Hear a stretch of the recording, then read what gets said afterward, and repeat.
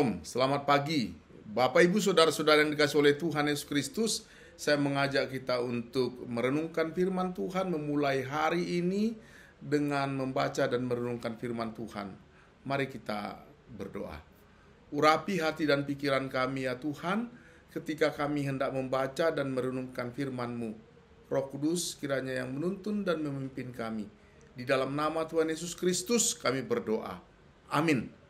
Bapak Ibu Saudara-saudara, ayat firman Tuhan yang menjadi dasar pembacaan kita terdapat di dalam Mazmur 54 ayat 1 sampai ayat yang ke-9. Dan ayat yang menjadi sorotan renungan firman Tuhan terdapat pada ayat yang kelima yang berbunyi demikian. Sesungguhnya Allah adalah penolongku, Tuhanlah yang menopang aku. Bapak Ibu, dari bacaan ini saya mau mengambil tema Tuhan yang kuat penolongku. Bapak Ibu Saudara-saudara yang dikasihi oleh Tuhan, kita dalam hidup ini pasti pernah mengalami masa-masa yang sulit.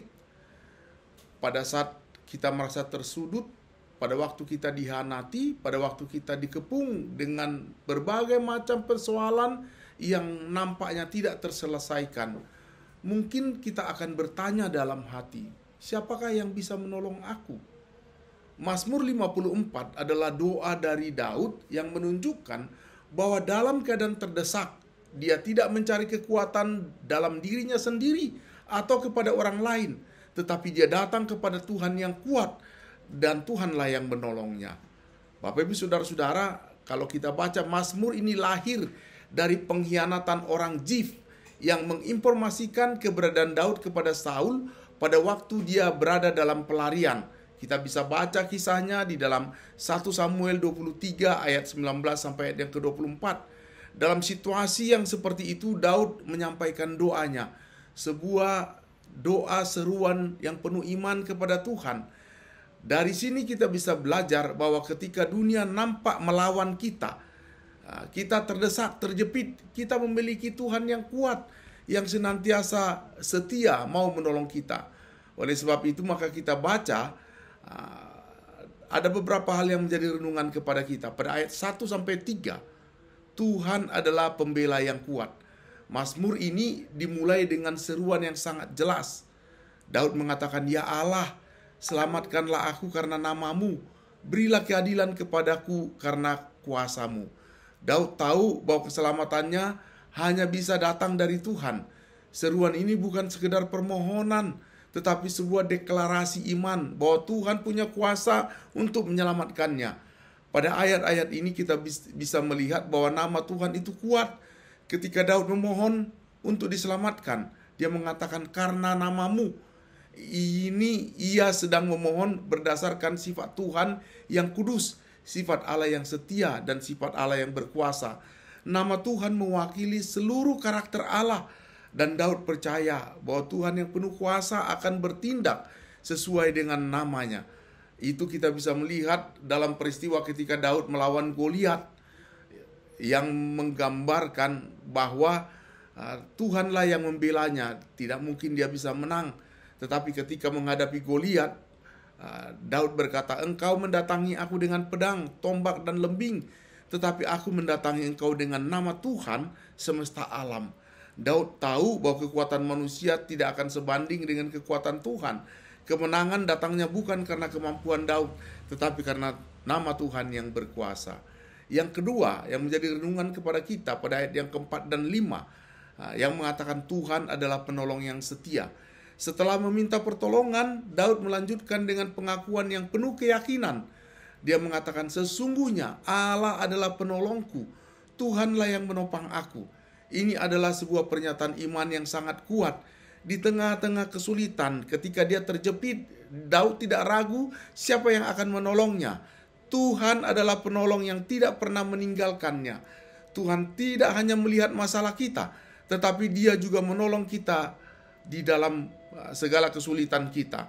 Kata menolong di sini menunjukkan bahwa Tuhan tidak hanya menolong dari jauh, tetapi Tuhan terlibat langsung, menopang, mendukung, bahkan memperkuat kita ketika pada saat kita lemah.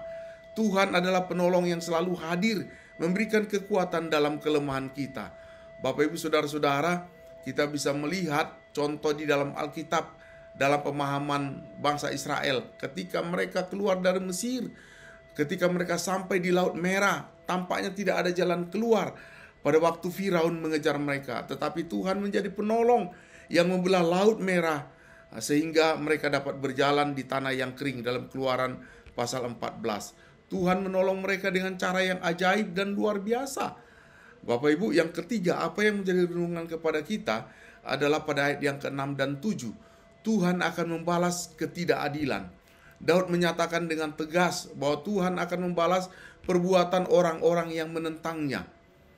Pada yang ketujuh dia mengatakan dia akan membalas kejahatan kepada seteru-seteruku. Karena kesetiaanmu engkau akan membinasakan mereka.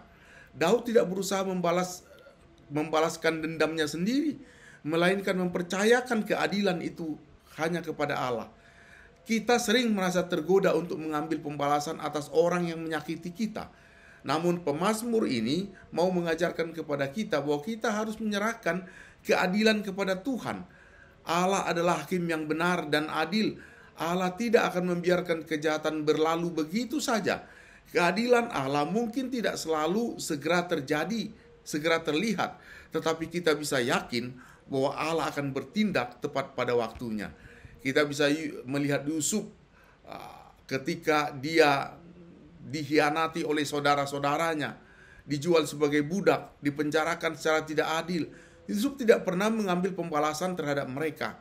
Malah di dalam Kejadian 50 ayat 20, Yusuf mengatakan, memang kamu mereka-rekakan yang jahat terhadap aku, tetapi Allah telah mereka-rekakannya untuk kebaikan.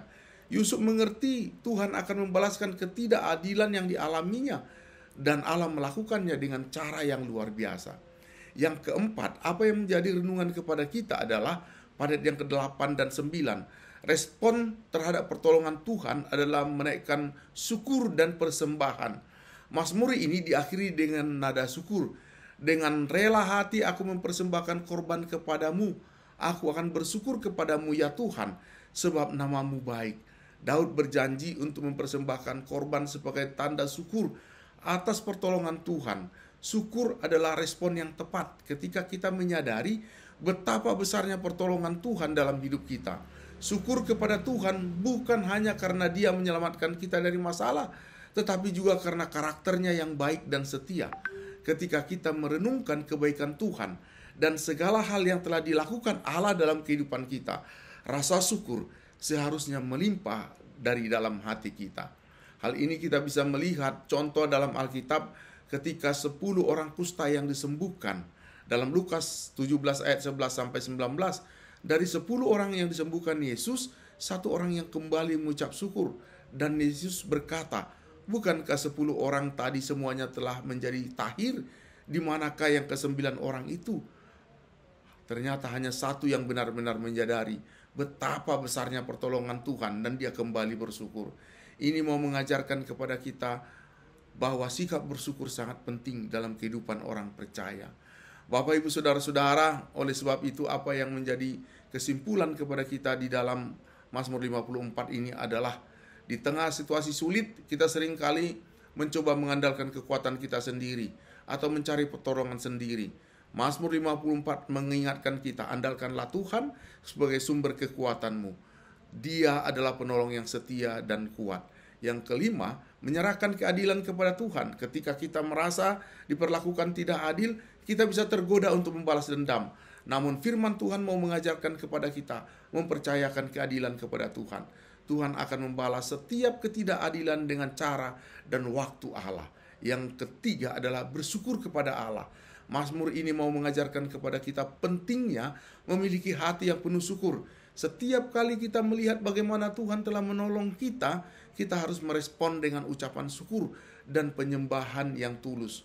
Bapak Ibu Saudara-saudara, Mazmur 54 ini mau mengajarkan kepada kita, Tuhan adalah penolong yang kuat, yang setia, yang menolong dan menopang kita. Dalam setiap pergumulan, ketika kita berseru kepada Tuhan dan menemukan kekuatan serta keadilan di dalamnya, marilah kita terus mengandalkan Tuhan, menyerahkan segala sesuatu kepada Tuhan dan selalu bersyukur atas segala pertolongan yang telah Tuhan berikan.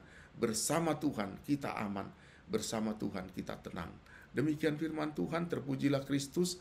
Mari kita berdoa. Firman-Mu yang kembali mau mengingatkan kepada kami bahwa hanya Tuhanlah sumber pertolongan yang kuat. Dan di tengah-tengah ketidakadilan, Tuhan pasti akan membalaskan. Oleh sebab itu ketika kami Ku mau bersorak bagimu, hanya karena sukacita surga nyata dan penuh kebaikan dalam nama Tuhan Yesus. Haleluya. Bapak Ibu Saudara-saudara, demikian firman Tuhan. Mari kita mengawali hari ini dengan penuh sukacita, dan Tuhan senantiasa memberikan semangat dan berkat kepada kita. Salam, sampai ketemu lagi. Tuhan memberkati. Amin.